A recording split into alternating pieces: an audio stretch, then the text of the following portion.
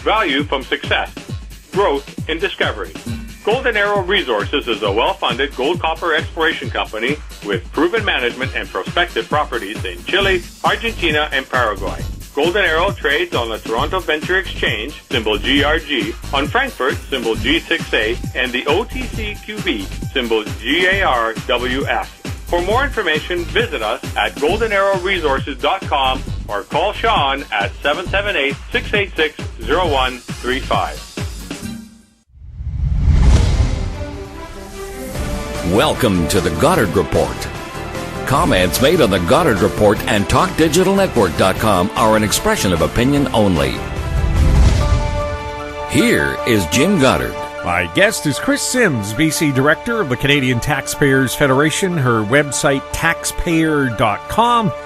Welcome back to the show, Kris. Awesome to be here. Kris, unimpressed with the health authority meetings where apparently they were dining on gourmet items at our expense.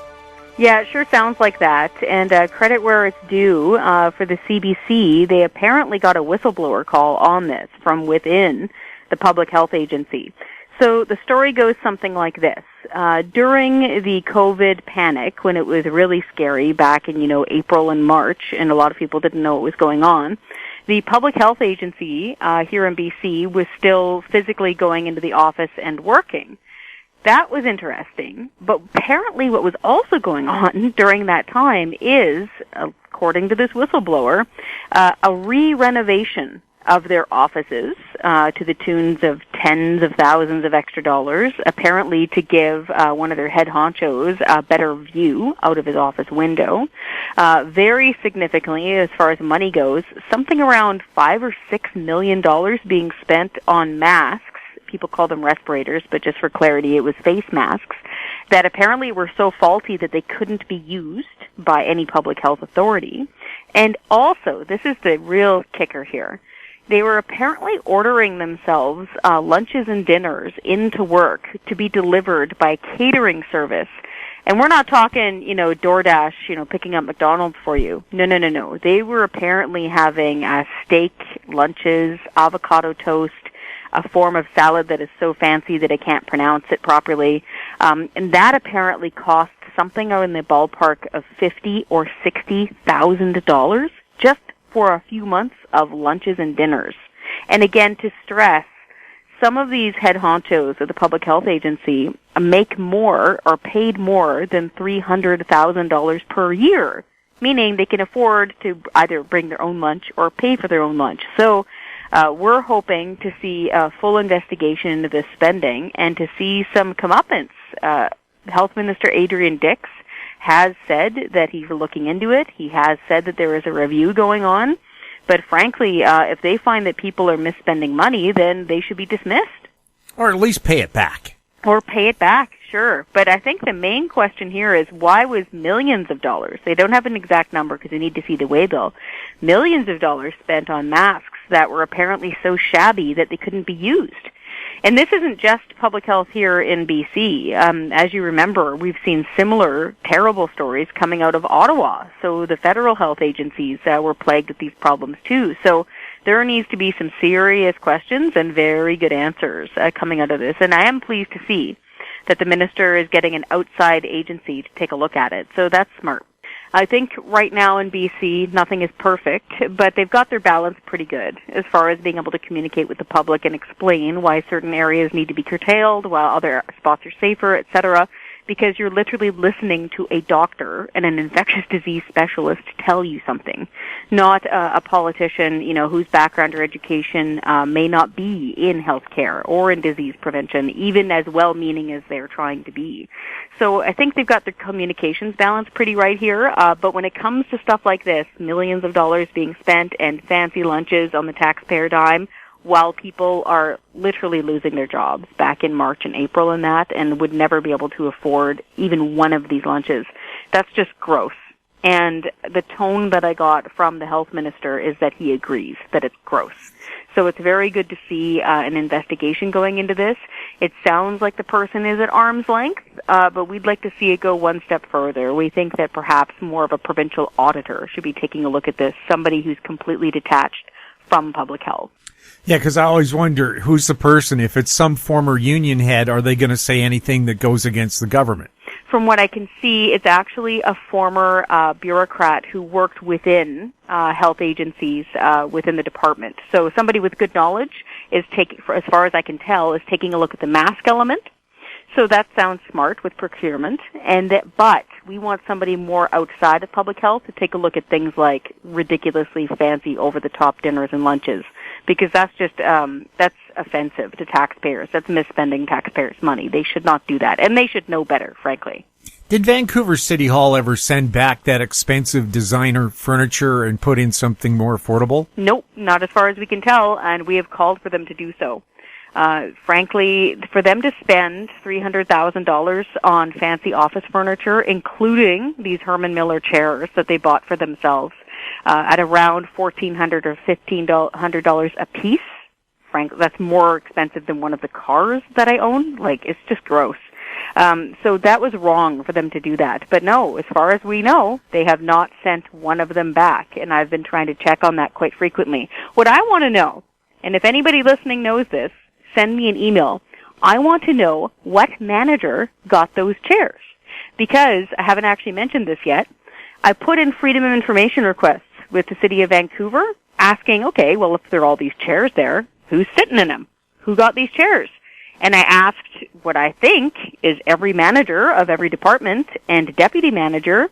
Nobody has these chairs. They're all saying, not me, not me. So who got these chairs?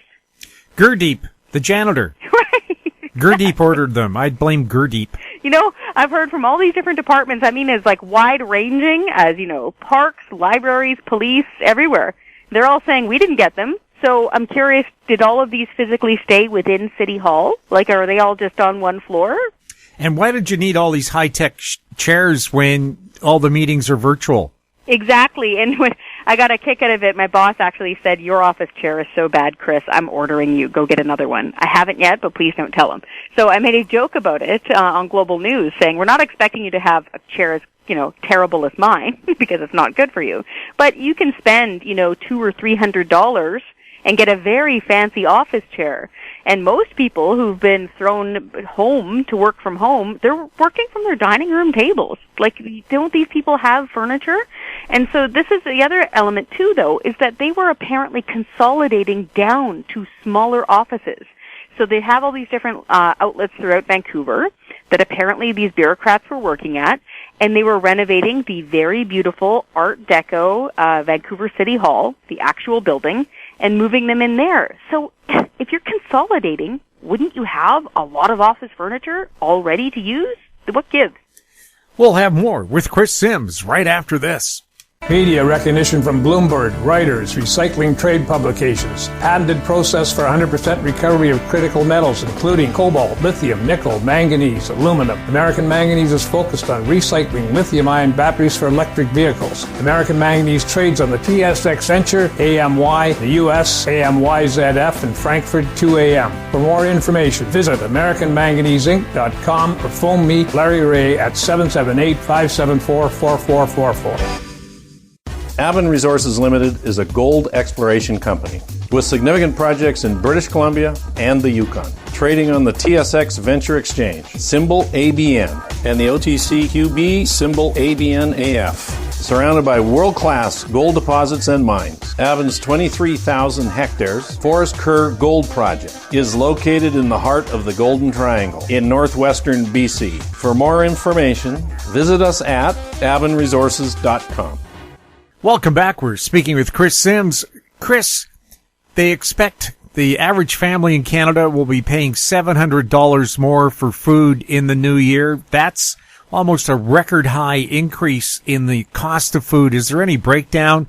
Is the clean fuel standard or new carbon taxes part of that? That's what we're wondering. When I first read that report, it seemed quite thin on details, so we're not quite sure where they're pointing their fingers at as to what is causing that cost. So, for example, all through the summer, we were getting calls from businesses who have suppliers that come from farms. And apparently a lot of farmers, like big industrial agricultural organizations that feed us, they're very important, were having a lot of trouble finding pickers people who are in the fields, people who are processing the food, everything from blueberries to broccoli. I mean, people are physically out there picking this stuff and operating the machinery. And apparently they were having trouble finding people. And then also, of course, we heard about in the summertime, the abattoirs having a slowdown with meat processing. Same thing. They were having trouble finding workers. Now, it's hard to tell if that's because they were too scared to work and staying home, or because they were getting the CERB and figured they didn't have to go to work, a combination of both. Maybe they left the area because of migration. We don't know.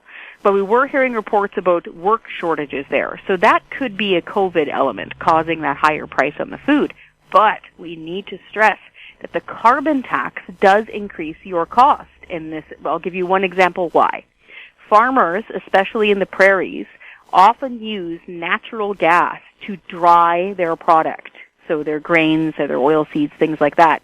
I didn't actually know this until a farmer told me. And I saw a bill that was typical, apparently, for the region. Brand new bill, because the carbon tax hadn't existed before, and now it does for this producer. Thousands of dollars. Boom. For your natural gas bill. Thank you very much, Mr. Farmer. Well, what do they think is going to happen to the price of food now? If that farmer is faced with a multi-$1,000 carbon tax bill for using natural gas to dry our food, it's going to make our food cost more. And it's not just the grains themselves. So if you're eating your, box of cornflakes or something, that isn't the only thing that'll go up, because of course, what do cows eat? They eat corn, they eat grain, and so the processing cost of your meat will go up as well. So that's a key factor. So it could be both of those. It could be a strange combination of them, but prices are definitely going up. I don't know about you personally, but I've noticed at the grocery store that they've gone up a pretty decent chunk. Meat really spiked, especially beef, back in the summer, and it seems to be back down more to normal prices now. But this is, again, where we're constantly reminding people that when governments increase costs, such as inventing the carbon tax and then inventing a second carbon tax, as you've described at the Clean Fuel Standard, it will be paid for by the consumer. Corporations are not big, nefarious bags of mist that just pay taxes magically for us. They will pass that cost on down to us, and we will be the ones paying it. Well, in Alberta, at least I know, they have orange gas, which is for cars and has road tax on it, and purple gas, which is for farm vehicles and doesn't have road tax on it. Shouldn't farmers be able to get their natural gas carbon tax free so that cost doesn't get passed on to consumers? That's a great question, and it's actually similar to an inquiry that I had. I was curious, for municipalities, so say you're running a fire truck. A fire truck rolls through about 75 liters of fuel every other day. So that's a lot of gasoline or diesel. Apparently, usually it's gasoline. So I was curious, hey, are you guys getting any tax exemptions? So far, I have heard that they do get a tax exemption for the BC carbon tax, but that's only one answer that I got. So great question. If farmers, for their farm vehicles, get colored gas, and I used to work at a gas station here in BC, and back then it was purple gas, same thing for farmers, then shouldn't they be able to get a tax exemption for their natural gas, because that's just an element of their production? Great point. We'll have more with Kris Sims right after this. Engineer Gold Mines is focused on the exploration and development of the historic high-grade Engineer Gold Mine situated 32 kilometers southwest of Atlin, British Columbia. Engineer Gold Mines is fully permitted for surface and underground exploration with the drill program now underway. Engineer Gold Mines Limited trades on the TSX Venture Exchange, symbol EAU. For more information, please visit us at engineergoldmines.com. Don't miss out. Stay informed. Receive the HowStreet.com weekly recap with thought-provoking podcasts, radio, and articles delivered to your inbox. Sign up for the HowStreet.com weekly recap on our homepage at HowStreet.com. Welcome back. We're speaking with Kris Sims. Kris, the BC NDP promised during the election that families would get $1,000 to help them cope with the extra expenses of the virus crisis. Your opinion on that, and just tell me what you think of it. Well, we're of two minds of it. Again, we understand people are hurting, and most people could use $500, or families could use $1,000. We have to keep in mind that I think it was around 40% of British Columbians last surveyed were $200 away from not being able to pay their bills each month. So that's pretty significant. Very eye-opening. So they can put that money to good use. That's great. Last I heard from Rob Shaw at the Vancouver Sun, who covers this stuff closely, it is not taxable. So that's nice to hear. So again, we're in a really bad time right now. So it's one of those things where we think, okay, fine, you can go ahead and help families. But for long-term stuff, and I put out a news release in response to the throne speech because of this, $500 a person, that's about the same amount that you go through with the BC carbon tax, to give you an example. So I've had bills sent to me from folks who just send me their natural gas, their heating bill. And almost always the cost of the carbon tax is more than the cost of the actual natural gas, the fuel being used. Roughly, it was about $35 a month for the fuel and about $40 a month for the carbon tax. And then once we get back to working and people commuting, if you're commuting, you're spending more than 8 cents per liter on the carbon tax. That means if you use a minivan, that's almost $7 per fill-up, just in the carbon tax. If you have a Dodge Ram pickup truck, light duty, just a 1500 series, that's more than $10 in the carbon tax, every single fill-up. And so if you add all that up, it's around the same amount that they're giving to individuals this one time. And that's where I'm saying, okay, fine, if you want to give it as a one-time tax-free help, good, okay. Why not go further and make it permanent and get rid of the BC carbon tax? And I do think this is something that speaks to Premier John Horgan's instincts. Back when he was in opposition, he railed against the carbon tax because he rightly pointed out that it would cost people too much to heat their homes and it would cost people too much to live their lives and go to work. He was right back then when he was opposing this, and I really do hope that he'll come around and axe it now. I actually think he might. Back in April, he didn't jack it up, and it was supposed to. It was on schedule to go up in April. He didn't. He froze it. Justin Trudeau didn't. Justin Trudeau jacked up the federal version, but John Horgan didn't, and to me that's a little sliver of hope.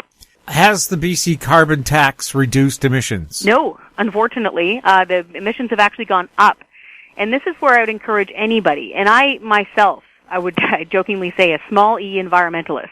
I rode my bike for more than a decade. I hand-sewed my baby's cloth diapers, okay? I love the environment. I fiercely love the BC environment. Our emissions are going up with the highest carbon tax in Canada. If you just look at the government's own data, the emissions have gone up in 5 of the last 7 years, and they have gone up 10% over the last 3 years. And it's an amazing amount of data. I would encourage anybody to go to it. It's called the schedule of emissions. If you look at it on the website, I've got it linked on our own website at taxpayer.com. And they have a full breakdown. It's an Excel spreadsheet. And you can see the emissions from everything, from motorcycles and RVs, long-haul trucks, railways, small light-duty vehicles like your average sedan, all of that. And you can see it's just going up and up and up, and that's with the highest carbon tax in Canada. So no, it is not reducing emissions. It's just going into general revenue. It's unfortunately a big expensive failure. And so that is why we're asking John Horgan, you know what, this didn't work. You know, Carol James was right when she called this thing lipstick on a pig back when she was leader of the NDP. So get rid of it now. I actually think there's a chance they might. Has the BC carbon tax chased businesses to Washington State where they don't have one? See, what you're talking about there is very interesting. Apparently so. But see, we get it anecdotally. What's interesting in Washington is that their politics, if I can put it that way, their politics in Seattle feels very similar to their politics in Vancouver. So provincially, we have a carbon tax. And then Seattle was jumping on the bandwagon wanting one. But they have a rule there that you have to have a referendum if you're going to create a new tax. And each time that they've gone to the polls, the people, the average working stiff who's paying the bills, have said no. So I would be absolutely shocked if businesses have not left British Columbia when they can and gone over to Washington State to avoid this tax. Kris, how can people get a hold of you or express their concerns about government waste? I would love for them to get a hold of me on any of these issues. And just very quickly on the carbon tax, if people are thinking to themselves, oh, well, we get rebates. No, you probably don't. The rebate in British Columbia is so low that by the time your family income reaches the about $64,000-65,000 a year, it evaporates. So this only goes to very, very low income people. The average family income in BC, by the way, is about $82,000 a year. So this is not going to average working families, to be clear, on the BC carbon tax rebate. If anybody wants to talk to me about any of these issues, I would love for them to contact me. They can go through our website, taxpayer.com. My email and my cell number are right there for you. Kris, thank you so much. Thank you. My guest has been Kris Sims, BC Director of the Canadian Taxpayers Federation. Her website, once again, taxpayer.com. Her email, ksims@taxpayer.com. If you have any questions for Kris or any of our other guests, you can send them to info@howstreet.com. Our YouTube channel is Talk Digital Network. Find us on Twitter at TalkDigitalNet. We're also on Facebook. I'm Jim Goddard. Thank you for listening. Comments made on the Goddard Report and TalkDigitalNetwork.com are an expression of opinion only. The Goddard Report is available online and mobile at TalkDigitalNetwork.com. The Goddard Report is a production of Howe Street Media Incorporated.